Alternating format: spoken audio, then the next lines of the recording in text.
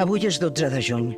Potser que sigui un dia qualsevol per molta gent, però per mi significa alguna cosa més. A veure, no faré res que no faci ja a diari, però potser m'obro una cervesa abans de sopar. No. El que faig més un dia com avui és pensar. Jo ja fa molt de temps que estic a la meva professió i puc dir que les he vistes de tots colors. I ja sé com sonarà això, però... Ostres, com han canviat les coses. Encara que la vida de l'actor no canvia mai, sempre ha estat complicada, sempre lluitant per sobreviure, per destacar, lluitant per fer-ho bé, per fer-ho millor, lluitant per un mateix, però també per la professió, que també ho necessita. Per quan l'esperat conveni? Quan uns salaris més d'acord amb la realitat que vivim?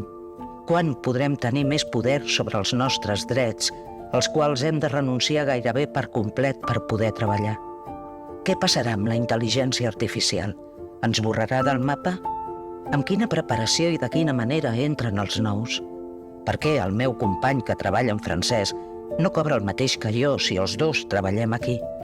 Per què treballar en català en les mateixes condicions que en castellà costa tant? I els nostres directors, els màxims responsables del resultat de la nostra feina, quan veuran compensada com cal tanta feina i tantes hores? El mateix amb els ajustadors... En fi, les preocupacions són moltes i constants, però el que sí tenim avui i no teníem ahir és que per fi estem units, més que mai. I aquesta unió, a més d'orgull, ens donen noves forces amb les que seguir lluitant i avançant per poder seguir vivint i, sobretot, disfrutant de la nostra meravellosa professió.